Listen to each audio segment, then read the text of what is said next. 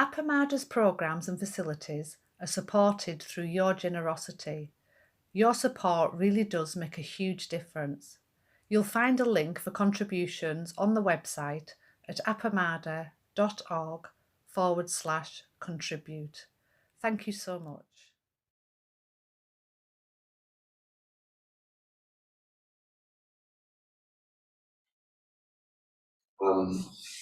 So I want to continue to reflect and to invite your reflections on vowing. And so first of all, I'm going to reflect on kind of where we've come to this week. This is your sort of mid or late week review. What we've done with each other and the process of vowing. And then I want to use some additional voices, like the ones you've got in your handout and some others, to help us just keep navigating the territory. Not that you're getting new information, but keep aligning it, keep it open. So in terms of review, just a few things to remind us of. First of all, it's important, I think, to think of the verb vowing rather than a vow. Even if you write something that you say, this is my vow, you know, it's a dynamic, alive thing, I hope, that it continues to have life and maybe even evolve over time. And it's because of it's enacted in the embodiment we talked about. That enactment, embodiment is vowing. It's living your way into it. We know that vow is not a promise. I think I said yesterday, it's not because that's a parent-child interaction. And many people think of it that way, especially when you have like a Zen master or a spiritual thing, like I'm going to make some sort of promise, but that makes it too small. It's a mature offering, and we mature as we offer it. They go together. It's also not a goal. Goals can be accomplished. Vows cannot be accomplished. They unfold continually, and we deepen them, and they expand and open and change over time. Because also it's not a performative thing that goes to a prescribed outcome either. So I'm not telling you anything new, but it's useful to kind of maybe get these together. I also think about what I call latent vows, seeds, like a calling that you can tell it's coming, you can tell what it is. When you feel yourself vowing and you feel this sort of sense of devotion, well, what's that? There's this sort of mystery that we enter.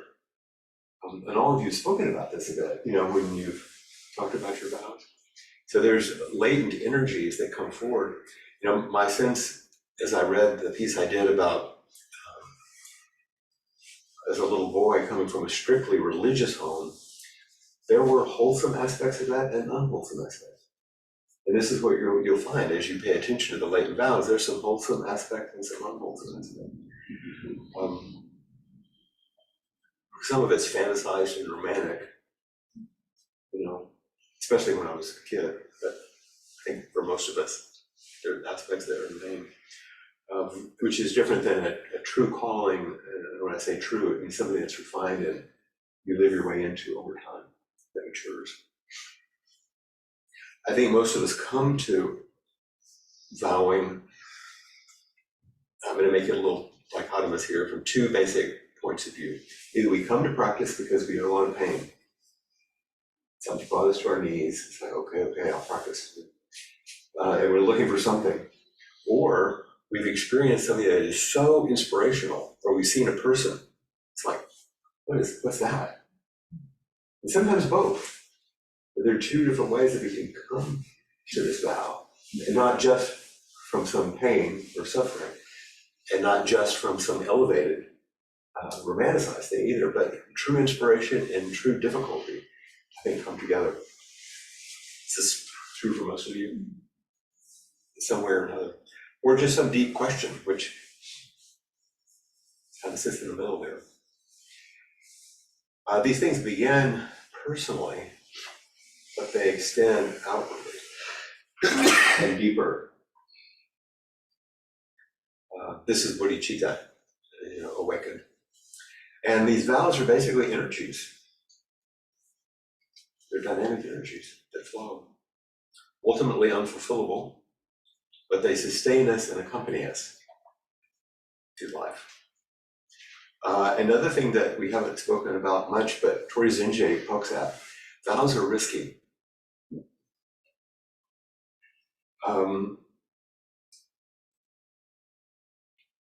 Because they run so counter to self-interest. What you risk is the idea of yourself. There's a balance of idealism and realism in it, but it's a kind of a risky business. And we find ourselves in community, which we're going to speak about more today. And when we find ourselves in community, we find ourselves often coming up to the edge of our capacity. The spiritual practice is really nice until the other people show up. Like, oh man. I know, there's the beauty too. But you know what I'm talking about, It's like, man, there's so many opportunities for being triggered. Sangha is a necessary and beautiful milieu in which we grow, and it's like a messy probe. It's like a big mess.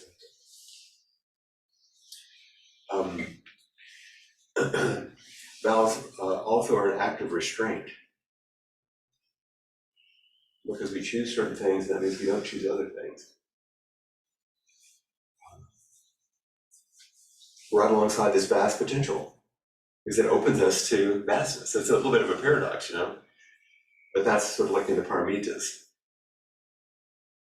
It requires discipline if they're to be sustained. You remember my definition of discipline, remembering what you want. And it takes some courage sometimes in that risky thing. My definition of courage, you may have heard. It's like a little formula. Courage is commitment plus doubt plus action.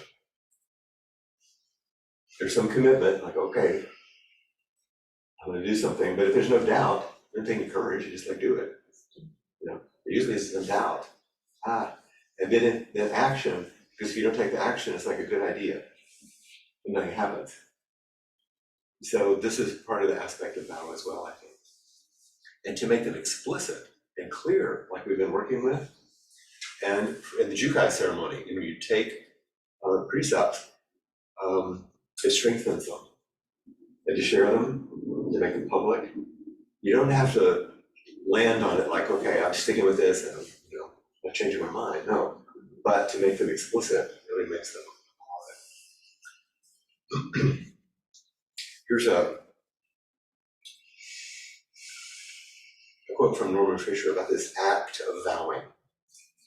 He said, vowing is like walking toward the horizon. You know where you're headed. You can see the destination brightly up ahead. And you keep on going toward it with enthusiasm, even though you never arrive there. As the Talmud says, and Kim has reminded us, it's not for you to complete the task, but neither are you to ignore it. This is interesting tension. So in that spirit, I want to just share a few things. Part from Wordsworth, William Wordsworth, and some from contemporary teacher of student of Joko's, Ezra Bayda. So in Wordsworth, some of you know the Prelude was an autobiographical journey that he took in his writing. It's a little bit like some of what you heard from Peg, It's semi-autobiographical in some ways. The subtitle, The Growth of People's Mind. It was written between 1799 and 1805, and it has 14 books. It's a lot of pages. And he describes the growth of the poetic mind and soul in 7,883 blank line verses. And this is the story of three basic things. And listen to this and think if he was sitting in the Zendo here with us. The story is the account of the growth of spirit, the development of awareness, and the evolution of a sensitive mind. Sound familiar? Like, that's very interesting. It's the longest poem of Wordsworth's career. And, and a little sidestep. In 2 years of retreat in the UK, because there are sagas there that I'm great and fortunate to lead, we rented a house called Broad Howe in the Lake District, and on property that Wordsworth owned, and did retreats there for 2 of the years. So I'm gonna share something here. Okay, that's good enough. We'll go with that. It's not gonna transition like I like. Bowing. Okay, that's Josh and Trudy walking the Lake District. And so this last year, in some of the areas that we particularly love, we're gonna go back to Norman Fisher's quote. He said, "Vowing is walking toward the horizon. You can see the destination brightly up ahead. Broad Howe is in those trees. You can see the house.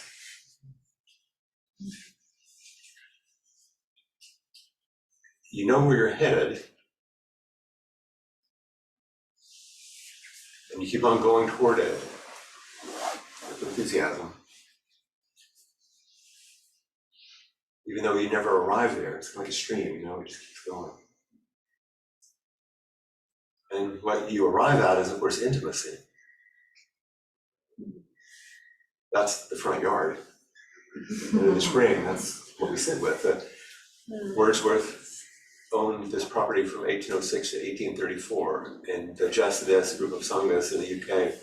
We sat there in 2012 and 2013. A piece of his writing that sparked this was from this larger, huge poem. There's a piece called Summer Vacation. And this is just a segment of it.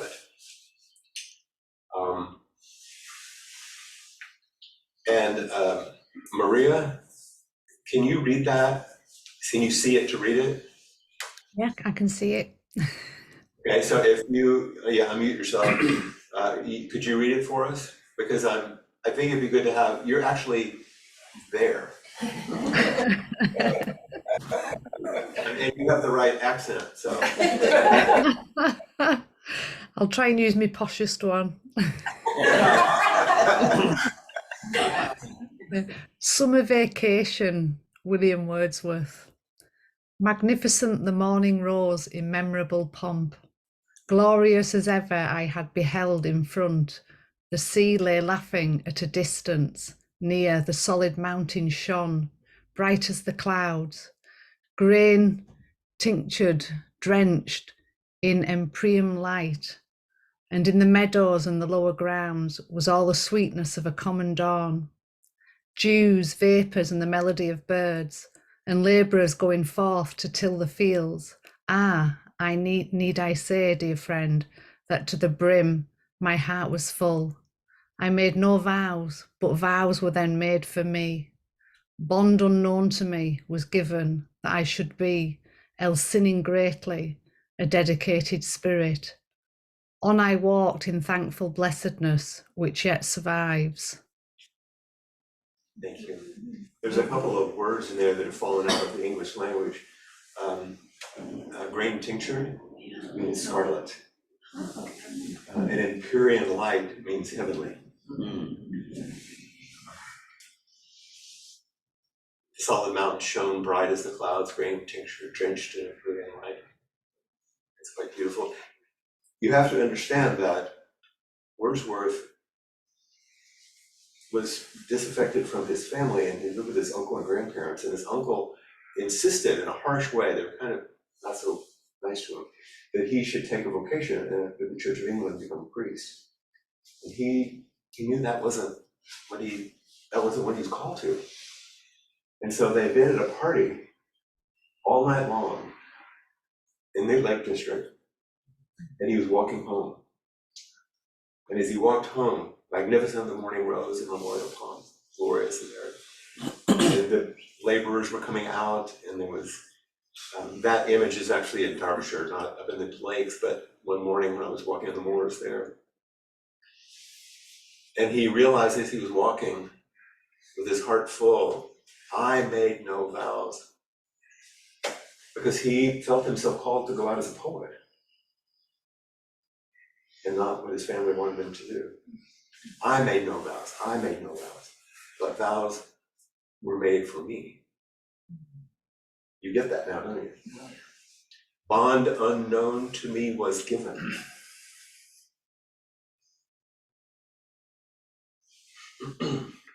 That I should be, else sinning greatly, a dedicated spirit. Sinning, if you look at the root word of sin, it means to miss the mark.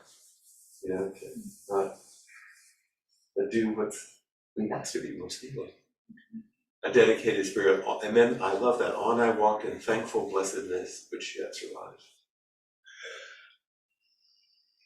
So it's always been an inspiration to me. And sharing this, Clayton gave me back once a piece from another part of his writing. Lines written a few miles above Tintern Abbey. And I want to say a couple of things about this. Because this is a place that he loved, that he'd gone away from, and he was returning. This is a place I've loved, and I've gone away from, to which I'm returning. And all the things that move in that, and the move around vow. And I don't know if it will be possible, you might want to, could you read it, Joel? Can you see it? I can't see it that well. Okay, great. I wanted to ask about that. I'll be happy to read it. I just thought, he's also gone, but you're another voice. And since I'm reflecting on it for myself, I'll read it. This is just one little piece from this. To think about we're coming here now, like Abhamana is now. That time is past. And all its aching joys are now no more. And all its dizzying raptures. Not for this faint eye, nor mourn, nor murmur, other gifts have followed. For such loss, I would believe abundant recompense. For I've learned to look on nature, not as an hour of thoughtless youth, but hearing oft times the still, sad music of humanity. Hear Avalokiteshvara, hearing the cries of the world. The still, sad music of humanity, not harsh or grating, though of ample power to chasten and subdue. And I have felt a presence that disturbs me with the joy of elevated thoughts, a sense sublime of something far more deeply interfused. See, there it is. Whose dwelling is the light of setting suns and the round ocean and the living air and the blue sky. In the mind of people, emotion and a spirit that impels all thinking things, all objects of all thought, and rolls through all things. It's all a little bit like Dogen there. Therefore, am I still a lover of the meadows and the woods and the mountains, and of all that we behold from this green earth, of all the mighty world, of eye and ear, both what they have created and what perceive, well pleased to recognize in nature, in the language of the sense, the anchor of my purest thoughts, the nurse and the guide, the guardian of my heart and soul, of all my moral being. It's an unusual language, I know, but I hope that you get the sense of it, and I appreciate you calling me to this piece in the past.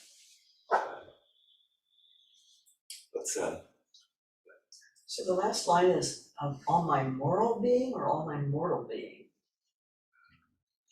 I may have copied it wrong, I don't know. I think it's mortal. Yeah, I think so too. Yeah. That's my recollection. Sure, I think that's right.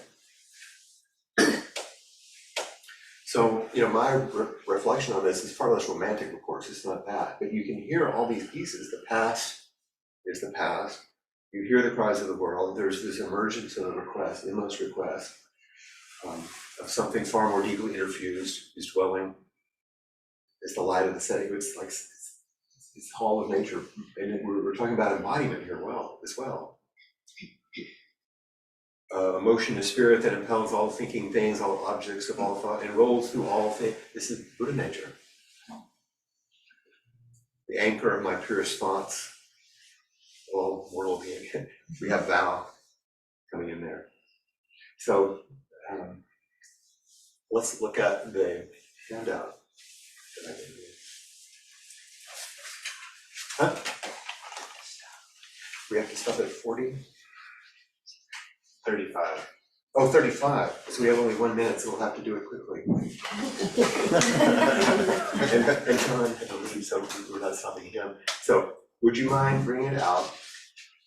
Those of you online, you can read both sides of it. And here, from John Herrick, right through the center, here you choose what side.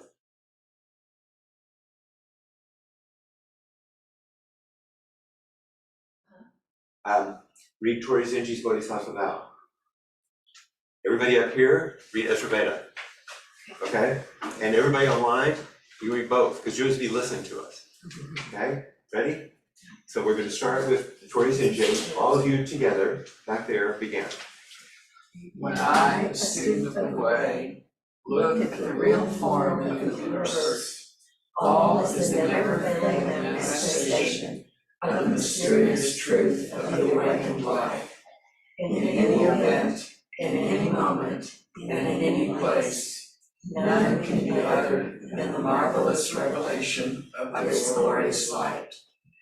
Our aspiration, our calling, our desire for a genuine life is to see the truth of who we really are, that the nature of our being is connectedness and love, not the illusion of a separate self to which our suffering clings.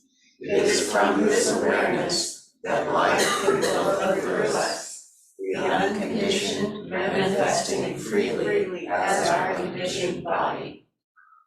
This realization made our ancestors and teachers extend tender care with respectful hearts, even to such beings as birds and beasts. And what is the path? To learn to reside in whatever life presents, to learn to attend to all those things which block the flow of a more open life, and to see them as the very path to awakening. All the constructs, the identities, the holding back, the projections, all the fears, the self-judgments, the blame, all that separates us from letting life be.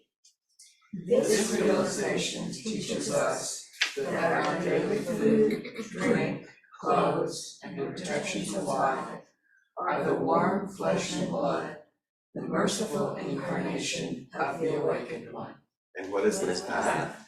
To turn away from constantly seeking comfort and from trying to avoid pain, to open to the willingness to just be, in this very moment, exactly as it is, no longer ready to be caught in the relentlessly spinning mind. Practice is about awakening to the true self. No one special to be, nowhere to go, just being. Who can be ungrateful or not respectful, even to senseless things, not to speak of humans, even though they may be a fool, be warm and compassionate toward them. If by any chance they should turn against us, become sworn enemies and persecute us, we should sincerely bow down with humble language, in the reverent understanding that they are merciful messengers of the awakened one, who use devices to emancipate us from blind tendencies, produced and accumulated among ourselves by our own egoistic delusion and attachment through countless cycles of space and time. We are so much more than just this body, just this personal drama. as we cling to our fear and our shame and our suffering, we forsake the gratitude of living from our natural being. So where, in this very moment, do we cling to our views, softening around the mind's incessant judgment, we can awaken the heart that seeks to be awakened. Then on each moment's flash of thought, there will grow a lotus flower, and on each lotus flower will we reveal perfection, unceasingly manifest as our life, just as it is, right here and right now. And when the veil of separation rises, life simply unfolds as it will.